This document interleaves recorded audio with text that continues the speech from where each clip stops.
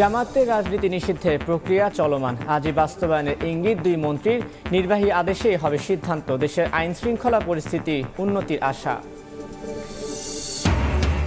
আজ থেকে স্বাভাবিক নিয়মে চলবে অফিস, আদালত, ব্যাংক। রাজধানীতে 4 দিন 13 ঘন্টা শিথিল কারফিউ। কাল ঢাকা থেকে স্বল্প দূরত্বে ট্রেন চলাচল শুরু। অচল অবস্থায় তৈরি পোশাক খাতে 12,000 কোটি টাকা লোকসানের দাবি বিজিএমইএর। শঙ্কা কাটেনি বিদেশি ক্রেতাদের। নতুন অর্ডার পাওয়া নিয়ে দুশ্চিন্তায় ব্যবসায়ীরা। এবং সৌদি আরবে বাংলাদেশি কর্মীদের নির্যাতন দিন দিন বাড়লেও নিষ্ক্রিয় মন্ত্রণালয়। সব হারিয়ে দেশে ফেরার অপেক্ষায় আরও অর্ধশত নারী। দ্রুত ব্যবস্থার তাগিদ।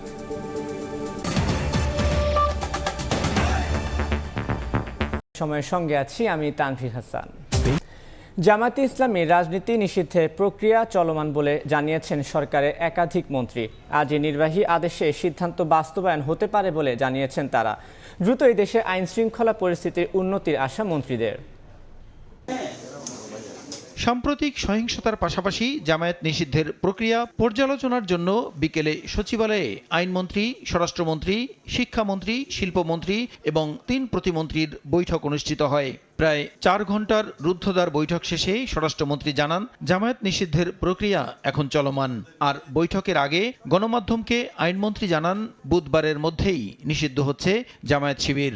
এই দলটাকে যদি আপনার নিষিদ্ধ করা হয় তাহলে আইন শৃঙ্খলা এবং দেশের রাজনীতিরও অনেক উন্নতি হবে। কোনো দলকে যখন নিষিদ্ধ করা হয় তখন সেটা নির্বাহী আদেশই হয়। কালকের মধ্যে কি এই সিদ্ধান্তটি হবে? ইনশাআল্লাহ। জঙ্গির উত্থান বলুন, সন্ত্রাসের কার্যকলাপ চালানো বলুন, এগুলি করে যাচ্ছে। কাজেই এটা নিয়ে এখন 14 দল সহ সবাই রাজনৈতিক একটা সিদ্ধান্ত হয়েছে। সেই সিদ্ধান্তটা বাস্তবায়ন হওয়ার জন্য যে সমস্ত প্রক্রিয়ার দরকার সেগুলি চলছে। এটা হয়তো 1 ঘন্টা হতে পারে, 10 ঘন্টা হতে পারে, একদিনও হতে পারে, 2 দিন হতে পারে। এদিকে সকালে রাজধানীর বঙ্গবন্ধু অ্যাভিনিউয়ে দলের যৌথ সভা শেষে আওয়ামী লীগ সাধারণ সম্পাদক ওবায়দুল কাদের বলেন, এক্ষেত্রে যাতে কোনো আইনি ফাঁকফোকরের সুযোগ না পায় জামায়াত শিবির, তা নিশ্চিত করতে চায় সরকার। আমরা আইনগত দিকটি ভালোভাবে দেখে নিতে চাই, যাতে কোনো ফাঁক ফোকর দিয়ে স্বাধীন বাংলাদেশে এই অপশক্তি আর কোনো সুযোগ না পায়। এ সময় জামায়াতকে নিয়ে জাতীয় ঐক্য গড়ার ডাক দেয়ায় মির্জা ফখরুলের সমালোচনাও করেন ওবায়দুল কাদের। তাদের সাথে আপনি জাতীয় ঐক্য করছেন। প্রসূন আশিস, সময় সংবাদ, ঢাকা। স্বাধীনতা। খুলনায় বৈষম্য বিরোধী ছাত্র আন্দোলনের সব কর্মসূচি প্রত্যাহার করেছেন সমন্বয়করা। মঙ্গলবার মধ্যরাতে খুলনা সার্কিট হাউসে জনপ্রতিনিধি, পুলিশ ও প্রশাসনের সঙ্গে বৈঠকের পর তারা এই ঘোষণা দেন। বৈঠক শেষে কোটা সংস্কার আন্দোলনে খুলনা বিশ্ববিদ্যালয়ের সমন্বয়ক তানভীর আহমেদ এবং আজম খান কমার্স কলেজের সমন্বয়ক শেখ রাফসান জানি কর্মসূচি প্রত্যাহারের ঘোষণা দেন। আন্দোলন ঘিরে সহিংসতায় হতাহতদের নিরপেক্ষ তদন্ত করে ব্যবস্থা নেওয়ার আহ্বান জানান তারা। এ সময় খুলনা 3 আসনের সংসদ সদস্য SM কামাল হোসেন সহ পৌর মেয়র, পুলিশ কর্মকর্তা, বিভিন্ন কলেজ ও বিশ্ববিদ্যালয়ের কয়েকজন সমন্বয়কারী ও তাদের অভিভাবকরা উপস্থিত ছিলেন।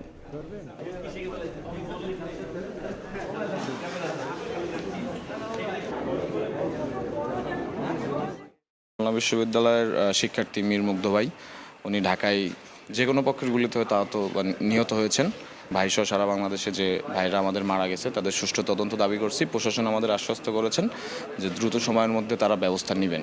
আলোচনা করে আমরা সিদ্ধান্ত নিয়েছি যে আমাদের পরবর্তী আমাদের খুলনা ইউনিভার্সিটি আন্দোলনগুলো স্থগিত করতেছি। আমরা কোনো আন্দোলন কর্মসূচি থাকবে না এবং আজম খান সরকারি কমার্স কলেজের সমন্বয়কের পক্ষ থেকে আমি সকল আন্দোলন প্রত্যাহার করছি।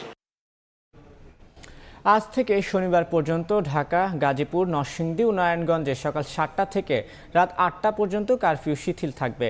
আজ স্বাভাবিক নিয়মে চলবে দেশের সব সরকারি, বেসরকারি ও স্বায়ত্তশাসিত প্রতিষ্ঠান। আজ থেকে সকাল 9টা থেকে বিকেল 5টা পর্যন্ত চলবে অফিস, ব্যাংক ও আর্থিক লেনদেন হবে সকাল 10টা থেকে বিকেল 4টা পর্যন্ত। কোটা সংস্কার আন্দোলন ঘিরে সহিংস পরিস্থিতি নিয়ন্ত্রণে কারফিউ জারি করে সেনা মোতায়েন করে সরকার। গত সপ্তাহে 3 দিন সাধারণ ছুটি ঘোষণা করা হয়। পরে ধীরে ধীরে পরিস্থিতি স্বাভাবিক হতে শুরু করায় সময় কমিয়ে খোলা হয় অফিস, আদালত।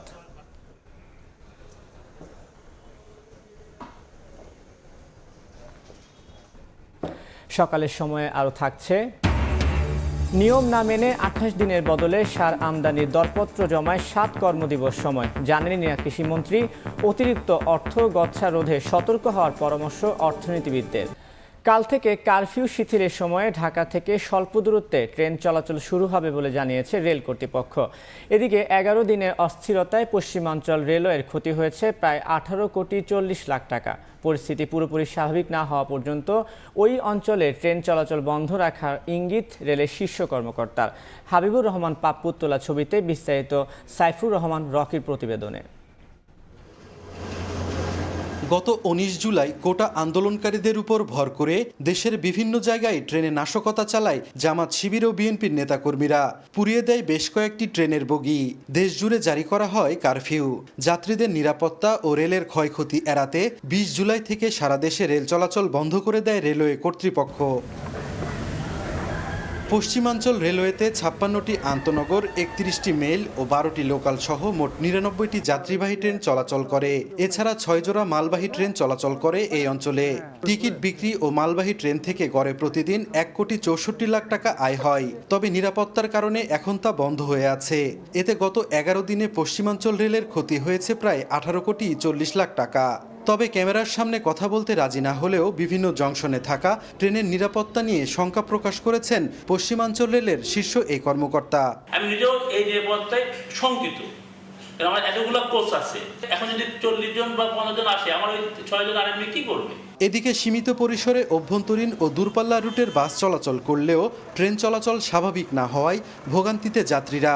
দ্রুত ট্রেন চালুর দাবি তাদের। ট্রেন বন্ধ থাকার ফলে বাসে যাতায়াত করতে গিয়ে একটু ভোগান্তির সম্মুখীন হতে হচ্ছে। ধরেন ট্রেনে যদি আমি এসিতে আসতাম 700 টাকা রাখতো, কারণ আমি 1400 টাকা টিকিট দিয়ে ঢাকা যাচ্ছি। এ অবস্থায় রাজশাহী রেল স্টেশনের ম্যানেজার জানান, পরিস্থিতি স্বাভাবিক না হলে চালু হবে না ট্রেন চলাচল। ট্রেন চলাচল নিরাপত্তাজনিত কারণে আমরা বন্ধ রেখেছি। ঊর্ধ্বতন কর্তৃপক্ষ যখনই আমাদেরকে বলবে তখনই আমরা ট্রেন চলাচল শুরু করব। সংশ্লিষ্টরা জানান, গত 19 জুলাই নাশকতাকারীদের জ্বালাও পোড়াওয়ে পশ্চিমাঞ্চল রেলওয়ের ক্ষয়ক্ষতি হয়েছে প্রায় 34 লাখ টাকা। সাইফুর রহমান রকি, সময় সংবাদ, রাজশাহী। সাম্প্রতিক অচল অবস্থায় তৈরি পোশাক খাতে 12,000 কোটি টাকা লোকসানের দাবি বিজেএমইএর। ক্ষতি পুষিয়ে নিতে বায়ারদের পাশাপাশি সরকারি বিভিন্ন সংস্থার দ্বারস্থ হয়েছে সংগঠনটি। ইতিমধ্যে চট্টগ্রাম বন্দরে আটকে পড়া কন্টেইনারে 7 দিনের ড্যামারেজ চার্জ মওকুফ করিয়েছেন তারা। তবে চলমান অস্থিরতায় বিদেশি ক্রেতাদের মাঝে শঙ্কা থাকায় নতুন অর্ডার পাওয়া নিয়ে দুশ্চিন্তায় গার্মেন্টস ব্যবসায়ীরা। শাখাওয়াত টিপুর ক্যামেরায় বিস্তারিত জানাচ্ছেন কমল দেব।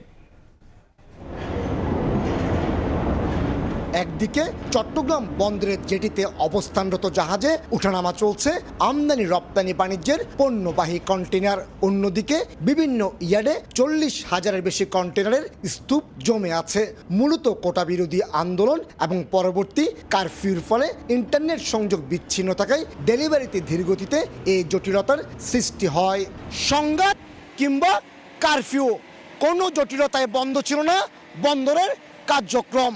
সচল ছিল পণ্য উঠানামা, তবে বন্ধ ছিল ডেলিভারি।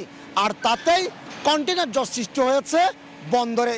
এর ফলে ক্ষতির মুখে পড়তে হচ্ছে গার্মেন্টস ব্যবসায়ীদের, এমনটি বলছেন বিজিএমইএ নেতারা। এক সপ্তাহের অচল অবস্থায় প্রতিদিন 1,600 কোটি টাকা হিসেবে 7 দিনের প্রায় 12,000 কোটি টাকা ক্ষতি হয়েছে। তা পুষিয়ে নিতে নৌ পরিবহন মন্ত্রণালয়, জাতীয় রাজস্ব board, Bangladesh shipping agent association, container agent অ্যাসোসিয়েশনের দ্বারস্থ হয়েছে গার্মেন্টস ব্যবসায়ীদের সংগঠন বিজিএমইএ। বন্দর কর্তৃপক্ষের কাছে আমাদের যে বন্দর চার্জটা আছে সেটা মওকুফ চেয়েছি, এবং শিপিং লাইন অ্যাসোসিয়েশনের কাছে যেটা কন্টেইনার চার্জ আছে, যেটা বাড়তি চার্জ ওরা নেয়, আপনার ওটাও মওকুফ চেয়েছি। এবং কাস্টমসের কাছে আমরা চেয়েছি তড়িৎ গতিতে কাজটা শেষ করে ওনাদের মিসেলিনিয়াস যে অংশটুকু দিয়ে আমরা সবসময় দিয়ে আসছি, এবং আমাদের কাজটা ত্বরান্বিত করার জন্য। চট্টগ্রাম বন্দরে আসা যে কোনো কন্টেনার প্রথম 4 দিন বিনা শুল্কে বন্দরের ইয়ার্ডে রাখার সুযোগ পান ব্যবসায়ীরা। এরপর থেকে $6 এবং পরবর্তীতে দ্বিগুণ হারে শুল্ক চার্জ বাড়তে থাকে। এই অবস্থায় 16 জুলাই থেকে আগামী 5 আগস্ট পর্যন্ত বিজিএমইএর কন্টেনারগুলো 7 দিনের ড্যামারেজ চার্জ কাজ মওকুফের সিদ্ধান্ত জানিয়ে নৌ পরিবহন মন্ত্রণালয় থেকে চিঠি পাঠানো হয়েছে চট্টগ্রাম বন্দরের কাছে। 7 দিনের জন্য যে রেন্ট আসবে সেটা মন্ত্রণালয়ের নির্দেশনা যেভাবেই থাকে সেভাবে আমরা মওকুফ করব। সংকটের মাঝেও বিদ্যমান অর্ডার বলবৎ রাখার পাশাপাশি নতুন অর্ডার বাতিল ঠেকাতে বায়ারদের সাথে লাগাতার বৈঠক চালিয়ে যাচ্ছে বিজিএমইএ। বায়াররা এইবারের অস্থিরতাটাকে বায়ার সহজভাবে নিচ্ছে না, তারা সন্দেহের মধ্যে রয়ে গেছে, তারা আতঙ্কের মধ্যে আছে। আদৌ তাদের বিজনেসগুলি, তাদের যে অর্ডারগুলি প্লেস করা হয়েছে সেই প্লেস অর্ডারগুলি সঠিক সময়ে শিপমেন্ট করতে পারবো কিনা। কোটা আন্দোলন কেন্দ্র করে সহিংসতার ফলে 18 জুলাই থেকে মোবাইল ইন্টারনেট এবং 19 জুলাই থেকে ব্রডব্যান্ড ইন্টারনেট সংযোগ বন্ধ হয়ে যায়। ফলে এক সপ্তাহের বেশি সময় সারা দেশের আমদানি রপ্তানি বাণিজ্য এবং বহির্বিশ্বের সাথে ব্যবসায়ীদের যোগাযোগ বন্ধ থাকে। কমল দে, সময় সংবাদ, চট্টগ্রাম। সৌদি আরবে থামছেই না বাংলাদেশি কর্মী নির্যাতন। নারী গৃহকর্মীদের ধর্ষণ, মারধর শেষে মিথ্যা মামলায় পাঠানো হচ্ছে কারাগারে। রিয়াদ ও জেদ্দার 2 আশ্রয় কেন্দ্রে নির্যাতিত অর্ধশত নারী গৃহকর্মী দেশে ফেরার প্রহর গুনছেন। অভিবাসন কর্মীরা বলছেন, বারবার মানবাধিকার লঙ্ঘন হলেও প্রবাসী কল্যাণ মন্ত্রণালয়ের নিষ্ক্রিয়তায় সৌদি সরকারের কাছে নির্যাতনের ঘটনা তুলে ধরা যাচ্ছে না। দূতাবাসকে আরও সক্রিয় ও কর্মীবান্ধব হওয়ার তাগিদ বায়রার। মার্জিয়া মুমুর রিপোর্ট।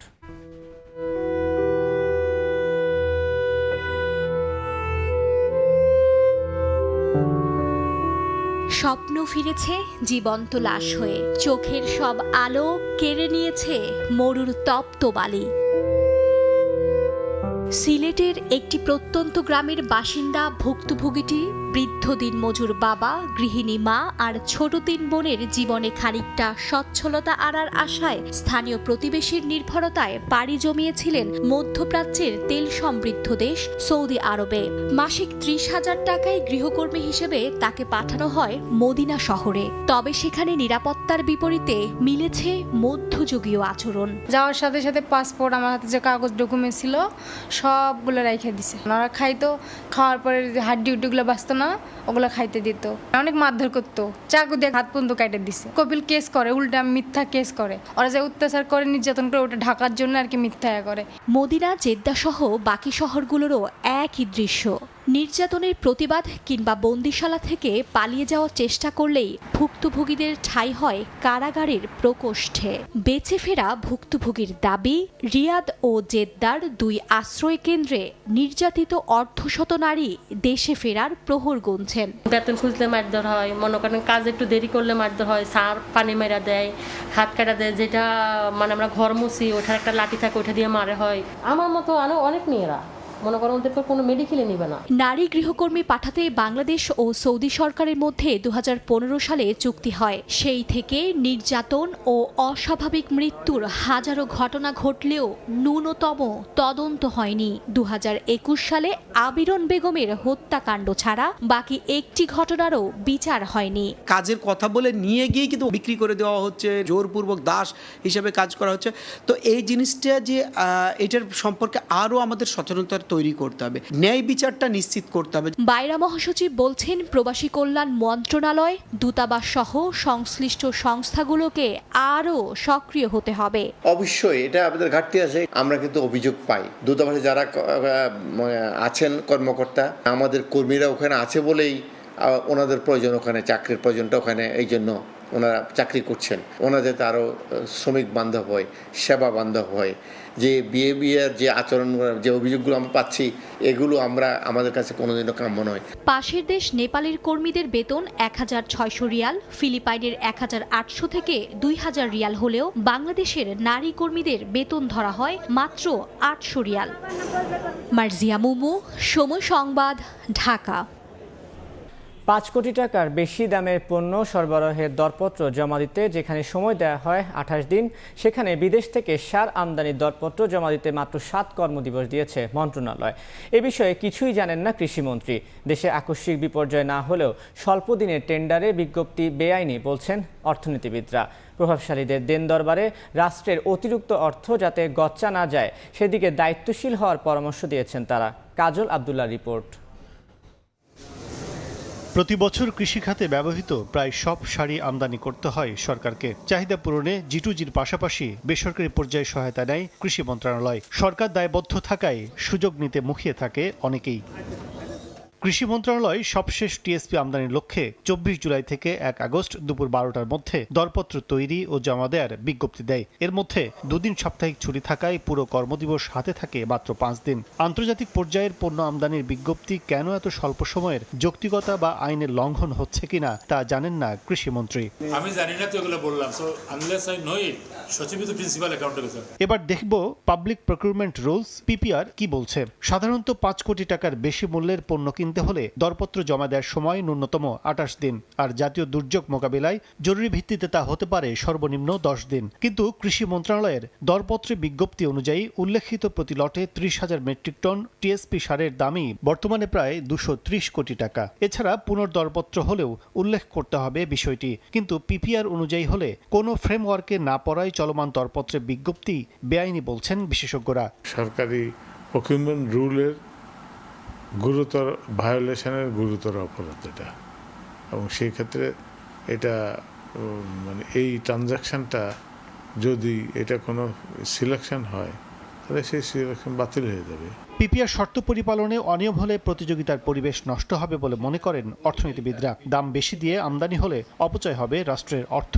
কোন সোর্স থেকে কে আনবেন, কততে আনতে পারবেন, সেই প্রতিযোগিতার মধ্য দিয়ে কিন্তু আমরা বেস্ট প্রাইসটা পেতে পারি। জনগণের যে ট্যাক্সের টাকা দিয়ে এগুলো আনতে হয় সেটারও কিন্তু ভালো ব্যবহার হয়। কোনো পার্টিকে বাদ দেওয়ার জন্য আবার তাদের নিজস্ব পছন্দের লোককে সিলেকশন দেওয়ার জন্য যদি করে, তাহলে এই ধরনের সিচুয়েশনে এই কাজগুলা করা হয়, এবং অতীতেও কিন্তু এটা নজির বহুত আছে।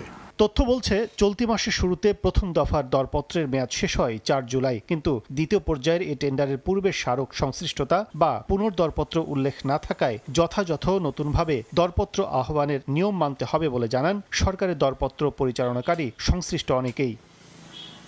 কাজল আব্দুল্লাহ, সময় সংবাদ, ঢাকা। ভারতের কেরালায় 3 দফায় ভূমিধসে প্রাণ গেছে 143 জনের। এখনও নিখোঁজ অনেকে, চলছে উদ্ধার অভিযান। মঙ্গলবার ভোরে ভারতের কেরালার ওয়েনারে প্রবল বৃষ্টিতে 4 ঘন্টার মধ্যে 3টি ভূমিধসের ঘটনা ঘটে। ওয়েনার জেলার মেপ্পাডি, মুন্ডাকাল টাউন ও চুরালমালায় এ ভূমিধসে অনেকে হতাহত হন। পাশাপাশি আটকা পড়েন 100-র বেশি মানুষ।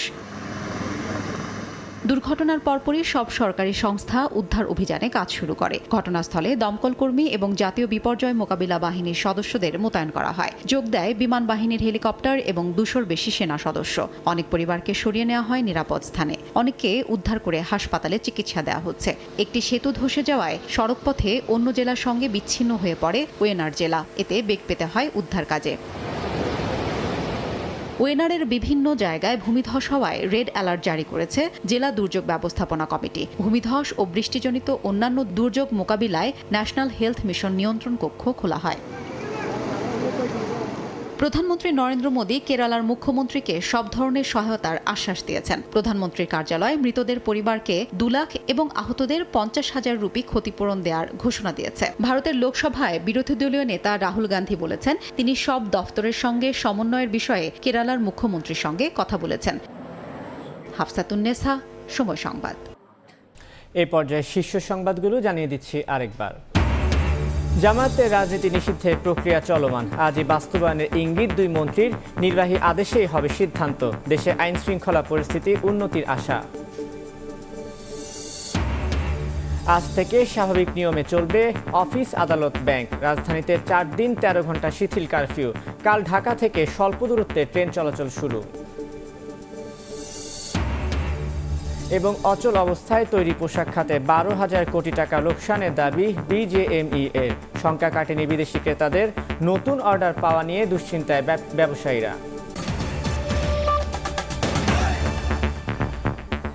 এই ছিল সকালের সময়। আন্তর্জাতিক সময় নিয়ে সঙ্গে থাকবেন মার্জিয়া শ্রেয়া। ধন্যবাদ তানভীর। আন্তর্জাতিক সময় নিয়ে ফিরছি কিছুক্ষণ পর। সঙ্গেই থাকুন সময়ের।